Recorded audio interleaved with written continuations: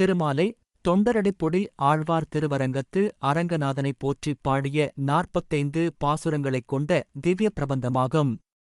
இப்பாசுரங்களில் திருநாமத்தின் பெருமை, மனித வாழ்க்கையின் நிலையாமை, அரங்கனின் திருக்கோல அழகு, அடியார்களின் உயர்வு, சரணாகதி ஆகியவை ஆழ்ந்த பக்தியுடன் எடுத்துரைக்கப்படுகின்றன.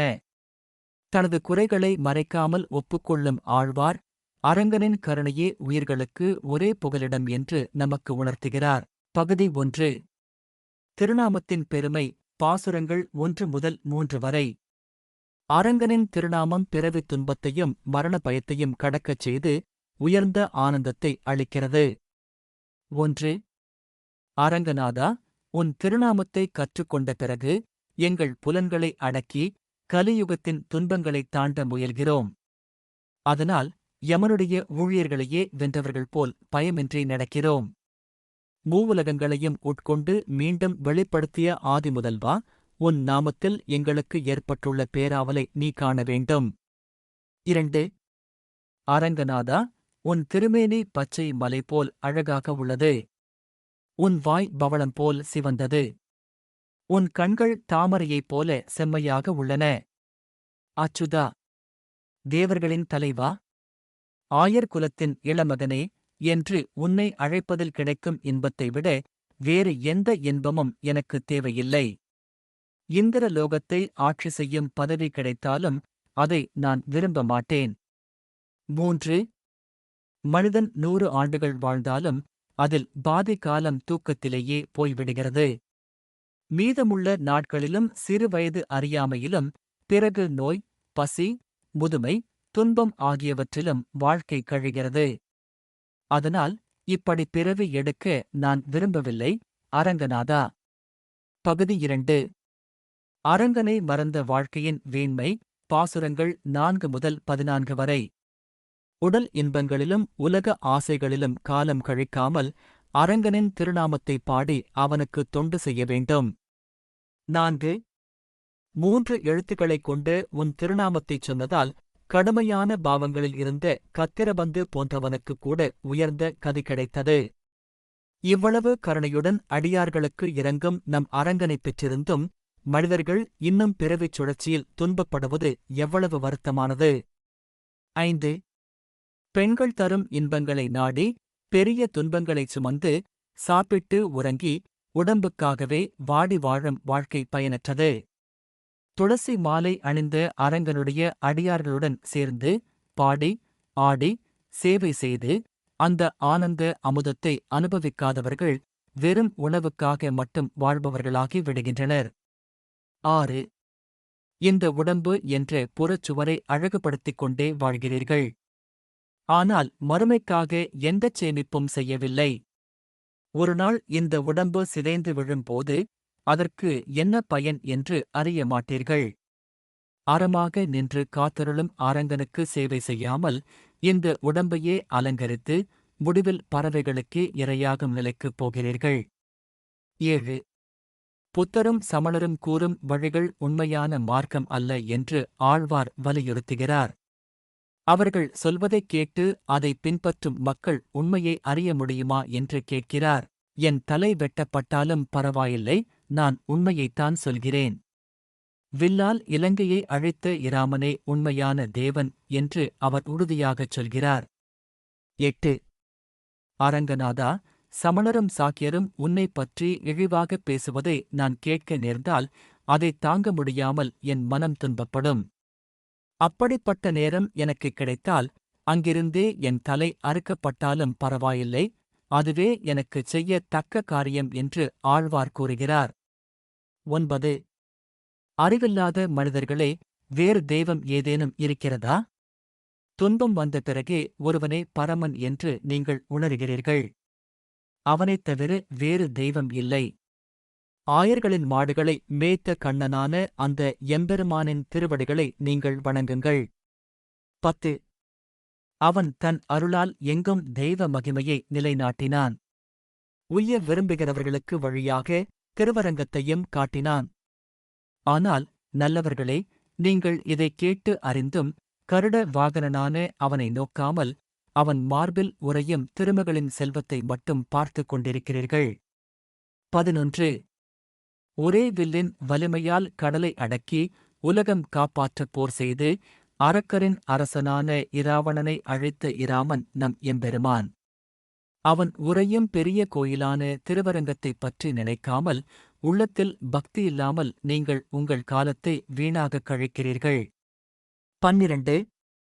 யமனும் அவன் ஊழியர்களும் சொல்ல, நரகத்தில் இருப்பவர்கள் கூட கேட்கும்படி எம்பெருமானின் திருநாமங்கள் நரகத்தையே சுவர்க்கமாக்கும் வல்லமை உடையவை.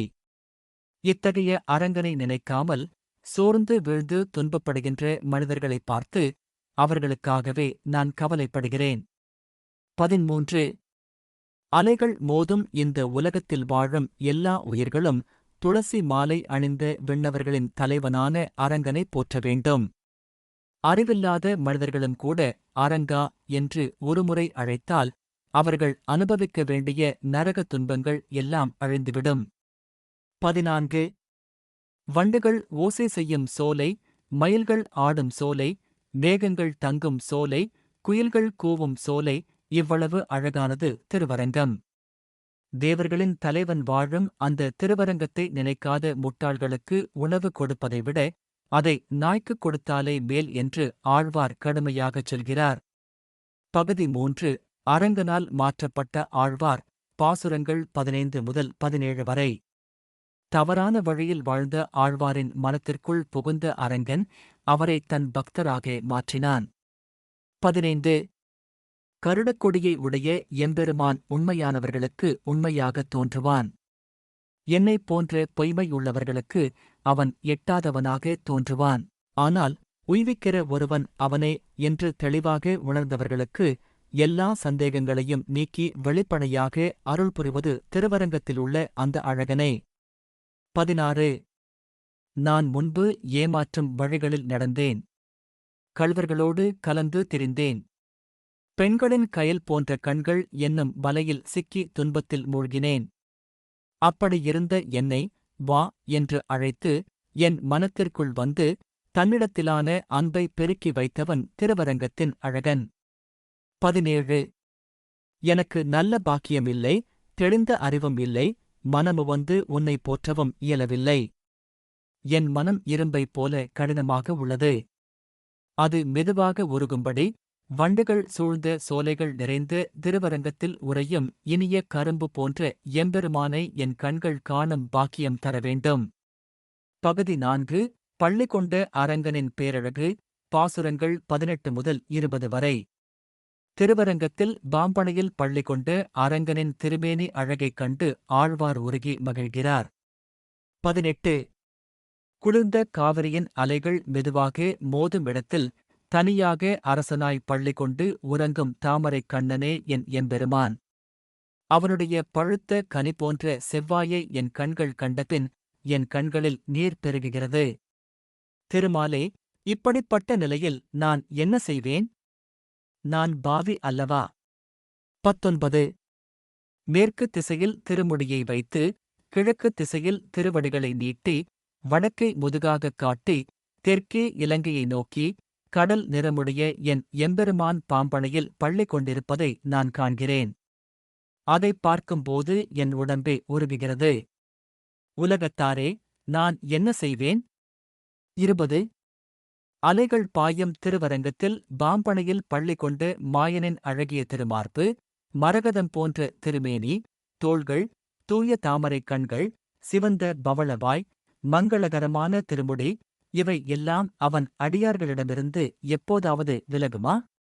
அவற்றை நினைத்தே அடியார்கள் வாழ்கிறார்கள். பகுதி 5. மனமே, அரங்கனை நினைப்பாய். பாசுரங்கள் 21 முதல் 24 வரை. உலகப் பொய்களில் அலைவதை விட்டுவிட்டு அரங்கனின் திருக்கோலத்தையும் அளவற்று மகிமையையும் நினைக்குமாறு ஆழ்வார் மனத்திடம் கூறுகிறார். 21. பழைய பிடிவாதமுள்ள என் மனமே, பணிவுடன் ஒன்றுபட்டு பவளவாய் கொண்ட அரங்கனுக்காக உறுதியுடன் வாழ முடியாமல் இருக்கிறாய். செம்பொன்னால் ஆன மலைபோல் தோன்றும் அழகிய கோயிலில் மணிபோல் ஒளிரும் அவன் பள்ளி கொண்டிருக்கும் திருக்கோலத்தை நீ மனதில் நினைக்க முடியாதா? 22. எவ்வளவு பேசினாலும் அவன் மகிமையை முழுமையாக உணர முடியாது. ஆசை இல்லாத மனம் தெளிந்தவர்களுக்கு அல்லாமல் அவனை உணரவும் முடியாது. மாசற்ற உள்ளங்களில் தங்கியிருக்கும் அவனை நாம் வணங்கி நிற்பதைத் தவிர வேறு என்ன சொல்ல முடியும்? பேதை மனமே, நீயே சொல். 23.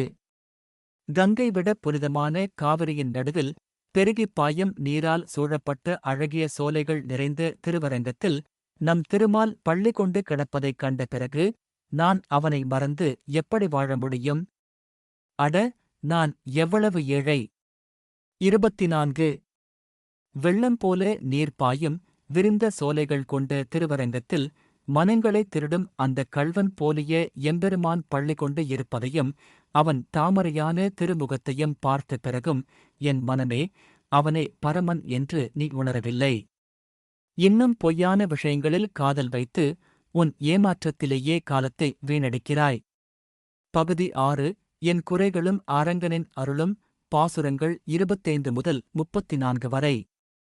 தன்னிடம் பக்தி, தூய்மை, நற்செயல் எதுவும் இல்லை என்று ஒப்புக்கொண்டு அரங்கனின் கருணையை ஆழ்வார் வேண்டுகிறார். 25. குளித்து 3 வேளைகளில் அக்கினியை வழிபட்டு ஒழுக்கமாக வாழும் அந்தணர்களின் பண்பை நான் காக்கவில்லை. என்னிடத்தில் அந்தச் சீரும் இல்லை. உன்னிடத்தில் நிலையான பக்தியும் இல்லை. அப்படியிருக்க நான் எதை வைத்து மகிழ்வேன்? கடல் நிறமுடைய நம்பியே, நான் அழுது உன்னை அழைக்கிறேன். அரங்கநாதா, தயவு செய்து எனக்கு அருள் செய். 26. அரங்கநாதா, மலர்கள் கிடைக்கும் போதெல்லாம் அவற்றைக் கொண்டு உன் பொன்னான திருவடிகளை அலங்கரிக்கவில்லை. தூய சொற்களால் உன் திருக்குணங்களைப் பாடவும் இல்லை. என் நெஞ்சத்தில் உன்மீது உண்மையான அன்பும் கலந்திருக்கவில்லை. அதனால் நான் உனக்கு அந்நியனாகிவிட்டேன். இப்படிப்பட்ட நான் ஏன் பிறந்தேன் என்று வருந்துகிறேன். 27. இராமனுக்காக குரங்குகள் பெரிய மலைகளைத் தூக்கி வந்து கடலில் போட்டன. ஒரு சிறிய அணிலும் தன் உடலை நீரில் நனைத்து மணலில் புரண்டு தன்னால் முடிந்த அளவு மணலை எடுத்துச் சென்று அணை கட்ட உதவியது. ஆனால் நான் அந்தச் சிறிய அணிலைப் போலக் கூட இல்லை. என் மனம் மரம் போல் கடினமாக உள்ளது. அரங்கனுக்கு தொண்டு செய்யாமல் பயனற்றவனாக துன்பப்படுகிறேன். 28. தேவர்களாலும் முழுமையாக அறிய முடியாத பேரொளியைக் கொண்டவர் நம் எம்பெருமான். யானையான கஜேந்திரனைக் காப்பாற்றுவதற்காக அதைத் தாக்கிய முதலையின் மீது கோபத்துடன் விரைந்து வந்தார். அவரைவிட நமக்கு உயர்ந்த பாதுகாப்பு வேறு ஏதேனும் இருக்க முடியுமா? அப்படிப்பட்ட எம்பெருமானுக்கு தொண்டு செய்யாமல் வாழும் நான் எதற்காகப் பிறந்தேன்? 29. எனக்குச் சொந்தமான ஊரும் இல்லை, நிலமும் இல்லை, துணையாக நிற்கும் உறவினரும் இல்லை. பரமனே, இந்த உலகத்தில் உன் திருவடிகளையும் நான் உறுதியாகப் பற்றிக் கொள்ளவில்லை. கருமேகம் போல் ஒளிவீசும் கண்ணனே, நான் கதறி அழைக்கிறேன். அரங்கநாதா, உன்னைத் தவிர எனக்கு யார் துணை? நீயே என் பாதுகாப்பாக இருக்க வேண்டும். 30. என் மனத்தில் தூய்மை இல்லை. என் வாயிலிருந்து இனிய சொற்களும் வருவதில்லை. கோபத்தால் மற்றவர்கள் மீது பகையை வளர்த்து பயனில்லாத தீய வாழ்க்கையை வாழ்கிறேன். பசுமையான துளசி மாலை அணிந்தவனே, காவிரியால் சூழப்பட்ட திருவரங்கத்தில் வாழ்பவனே, என்னை ஆளும் அரசனே, இனி எனக்கு என்ன வழி இருக்கிறது என்று நீயே சொல்ல வேண்டும். 31. நான் தவம் செய்பவர்களின் கூட்டத்தில் இல்லை. செல்வம் உடையவர்களின் கூட்டத்திலும் இல்லை. உவர்ப்பு நீரைப் போல என்னைச் சேர்ந்தவர்களுக்குக் கூட எந்தப் பயனும் தராதவனாக இருக்கிறேன். சிவந்த உதடுகளைக் கொண்ட பெண்களின் மயக்கத்தில் சிக்கி குற்றமுள்ளவனாகிவிட்டேன். அரங்கநாதா, என் இந்த பிறவி வீணாகிவிட்டதே என்று நான் வருந்துகிறேன். 32. வண்டுகள் முழங்கும் அழகிய சோலைகளால் சூழப்பட்ட திருவரங்கத்தில் வாழும் கண்ணனே, உன் திருமேனி திரண்ட கருமேகம் போல் அழகாக உள்ளது. உன்னைக் காணும் வழி என்னவென்று கூட அறியாத மனிதர்களில் மிகவும் குற்றமுள்ளவனாக நான் இருக்கிறேன். அப்படிப்பட்ட மூடனான நான் உன் முன்னால் வந்து நிற்கிறேன். நான் உண்மையிலேயே மூடன். 33. உண்மையான நல்வழிகளை எல்லாம் கைவிட்டு விரிந்த கூந்தலை உடைய பெண்களின் மயக்கத்தில் சிக்கிக் கொண்டேன். பொய்மைகளை எல்லாம் என்னுள் நிரப்பிக் கொண்ட அறிவில்லாதவனாக உன் முன்னால் வந்து நிற்கிறேன். என் தலைவனே, அரங்கநாதா, உன் அருளைப் பெற வேண்டும் என்ற ஆசையால்தான் வந்திருக்கிறேன். நான் பொய்யன். உண்மையில் நான் பொய்மையால் நிறைந்தவன். 34. என் உள்ளத்தில் உறையும் திருமாலை நினைப்பதற்கான உணர்வு கூட இல்லாத வஞ்சகன் நான். ஆனால் வெளியில் நான் ஒரு தொண்டன் என்பது போல் வேடம் போட்டுக் கொண்டேன். அனைவருடைய உள்ளத்திலும் இருந்து அவர்கள் நினைப்பதையெல்லாம் நீ அறிகிறாய் என்பதை நினைத்தேன். அப்போது என் போலித்தனத்தை எண்ணி வெட்கப்பட்டேன். என்னையே நினைத்து மனத்திற்குள் சிரித்துக் கொண்டேன். பகுதி 7. உன்னைத் தவிர எனக்குப் புகழில்லை. பாசுரங்கள் 35 முதல் 37 வரை. அரங்கனே தந்தை, தாய், உயிர், அமுதம் மற்றும் ஒரே பாதுகாப்பு என்று ஆழ்வார் முழுமையாக சரணடைகிறார். 35. அன்று திருவிக்கிரமனாக உயர்ந்து உலகங்களை எல்லாம் உன் திருவடிகளால் அளந்த என் தந்தையே, செந்தாமரை கண்களை உடைய திருமாலே, உன்னைத் தவிர வேறு எவரையும் நான் உறுதியாகச் சாரமாட்டேன். என் உயிரே, என் அமுதமே, என் அரிய உயிருக்கு இணையான தலைவனே, உன்னைச் சாராமல் இருந்தால் என்னைவிடப் பெரிய பாவி வேறு யாரும் இல்லை. 36. மழையிலிருந்து ஆயர்களைக் காப்பாற்ற கோவர்த்தன மலையைத் தூக்கிய இளைய கண்ணனே, மதுராவில் அவதரித்தவனே, மான்கன்றைப் போன்ற கண்களையுடைய பெண்களின் வலையில் சிக்கி நான் துன்பப்படுகிறேன். இப்படித் துன்பப்படும் என்னை பார்த்தும் நீ கைவிடலாமா? ஆதிமூர்த்தியே, அரங்கநாதா, உன்னைத் தவிர வேறு யாரையும் நான் அழைக்கவில்லை. 37. கலங்கிய நீரால் சூழப்பட்டு திருவரங்கத்தில் பேரொளியுடன் விளங்கும் எம்பெருமானே எனக்குத் தந்தையும் தாயும் ஆவார். ஆனால் அவர் என்மீது எளிதாக அருள் செய்யவில்லை. இவன் மிகவும் இரங்கத்தக்கவன், இவன் நம் பிள்ளை என்று என்னை பார்த்து ஏன் சொல்லவில்லை? அம்மா, என் எம்பெருமான் என்னை இவ்வாறு கைவிடுவது எவ்வளவு கடினமானது! பகுதி 8. பிறப்பை விட உயர்ந்தது பக்தி. பாசுரங்கள் 38 முதல் 43 வரை. பிறப்போ கல்வியோ அல்ல, அரங்கனிடமும் அவனுடைய அடியார்களிடமும் கொண்ட உண்மையான அன்பே ஒருவரை உயர்ந்தவராக்குகிறது. 38. உலகச் செல்வங்களின் ஆசையை விட்டுவிட்டு, உண்மையை நன்றாக உணர்ந்து, சரியான வழியை அறிந்து, ஐம்புலன்களையும் அடக்கிக் கொண்டவர்கள் இருக்கிறார்கள். அவர்கள் தங்கள் தலையை மழித்து, உன் கோயில் வாசலில் தங்கி, வேறு உலக வேலைகளில் ஈடுபடாமல் வாழ்கிறார்கள். சுற்றிலும் நீர் சூழ்ந்து திருவரங்கத்தில் வாழும் பெருமானே, அத்தகைய அமைதியான அடியார்களை நீ மிகவும் விரும்புகிறாய் போலும். 39. வேதம் அறிந்து உயர்ந்த குலத்தவர்களோடு எந்த தொடர்பும் இல்லாத மிகவும் தாழ்ந்த குடும்பத்தில் ஒருவர் பிறந்திருந்தாலும் பரவாயில்லை. திருமுடியில் துளசி மாலை அணிந்த அரங்கநாதா, அவர்கள் உன் அழகிய திருவடிகள் மீது உண்மையான அன்பு கொண்ட அடியார்களாக இருந்தால் அவர்களையே நீ விரும்புகிறாய். பிறப்பை விட பக்தியே உயர்ந்தது என்பதை இந்த பாசுரம் கூறுகிறது. 40. திருமகள் உரையும் திருமார்பை உடைய அரங்கநாதா, உன்னைத் தங்கள் மனத்தில் நிலையாக வைத்துக்கொண்டு உன்னோடு ஒன்றிய உள்ளத்துடன் இருப்பவர்கள் இருக்கிறார்கள். அவர்கள் முன்பு உலக உயிர்கள் அஞ்சும்படி கொலை போன்ற கொடிய செயல்களைச் செய்து பெரிய பாவங்களை சேர்த்திருந்தாலும் அந்த பாவங்களின் பயனை அனுபவிக்க வேண்டியதில்லை. உன்னை உண்மையாக சரணடைந்தவுடன் பாவத்தின் கட்டுப்பாடு நீங்கிவிடுகிறது. 41. ஒருவர் தேவர்களாலும் அறிய முடியாத பரமனே என்று அரங்கனை அழைக்கலாம். தேன் நிறைந்த துளசி மாலை அணிந்த திருமுடியைக் கொண்டவனே என்றும் அவனைப் போற்றலாம். அப்படி பக்தியுடன் அவன் பெயரைச் சொல்லும் ஒருவர் முன்பு பல குற்றங்களை செய்தவராக இருந்தாலும் அவர் உண்ட உணவின் மீதியே நமக்குத் தந்தால் அதுவும் புனிதமானதாகும். பகவத் பக்தி கொண்ட அடியாரின் தொடர்பு அனைத்தையும் தூய்மைப்படுத்துகிறது. 42. குற்றமற்ற ஒழுக்கத்துடன் வாழ்ந்து பல வேதங்களை அறிந்த அந்தணர்களே, தாழ்ந்த குலத்தில் பிறந்தவர்களாக இருந்தாலும் அவர்கள் என் அடியார்களாக இருந்தால் அவர்களை வணங்குங்கள். அவர்களுக்குக் கொடுங்கள். அவர்களிடமிருந்து பெற்றுக்கொள்ளுங்கள். என்னை வழிபடுவது போலவே அவர்களையும் மதித்து வழிபடுங்கள் என்று நீ அருளியிருக்கிறாய். மதில் சூழ்ந்த திருவரங்கத்தில் வாழும் பெருமானே. 43 6 வேத அங்கங்களையும் 4 வேதங்களையும் கற்று உயர்ந்த அந்தணர்களுக்குள் தலைவர்களாக இருப்பவர்களாக இருந்தாலும் பரவாயில்லை.